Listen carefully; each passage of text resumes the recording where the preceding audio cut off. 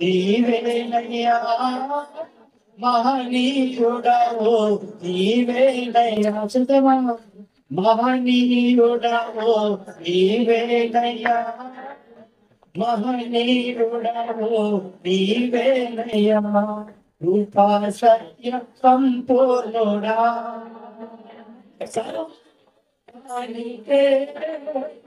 చక్రవర్తి నీవేసయ్యా.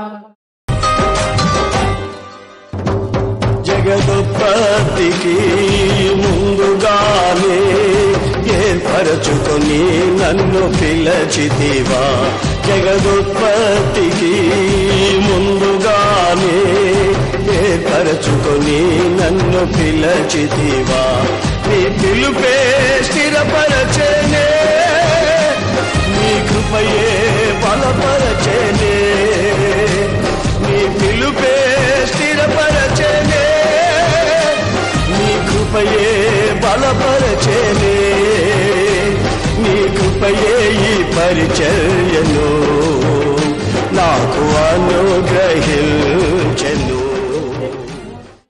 దేవుని కార్యములు దేవుడు జరిగించుకుంటాడు. బైబిల్ చెప్తుంది, యెహోవా ఇల్లు కట్టించిన ఎడల కట్టువారి ప్రయాసం వ్యర్థమే. దేవుడు కట్టకపోతే మనుషులు ఎంత ప్రయత్నం చేసినా కట్టలేదు.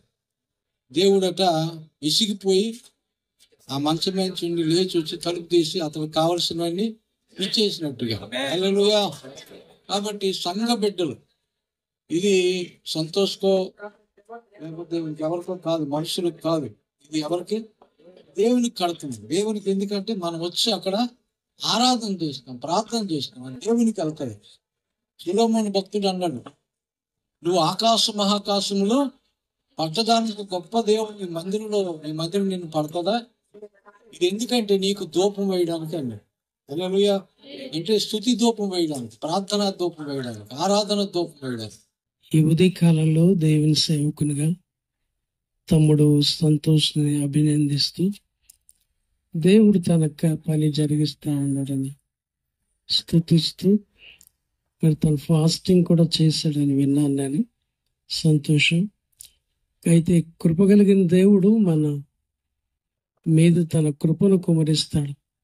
మనం చేసే ఉపవాసాలు అయ్యి చూస్తాడు, వింటాడు. కానీ ఆయన కృపను బట్టి మాత్రమే మందిరాలు నిర్మించబడతాయి.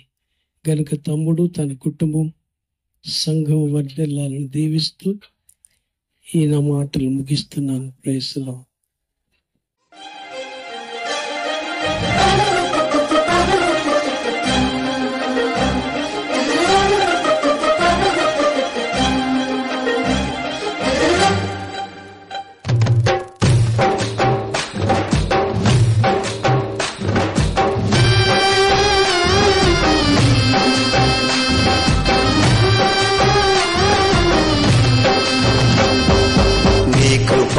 నాకు చాలును, నీ కృపలేనిది నే బ్రతుకలేను, నీ కృప నాకు చాలును, నీ కృపలేనిది నే బ్రతుకలేను, నీ కృపలేనిది నే బ్రతుకలేను.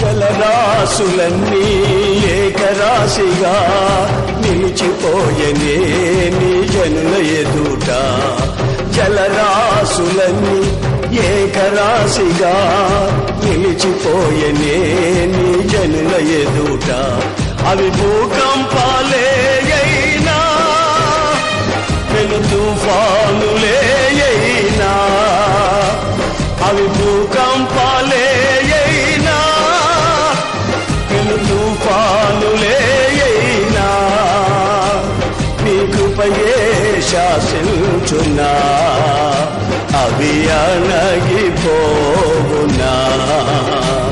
నీ కృపయే శాసించునా, అవి అణగిపో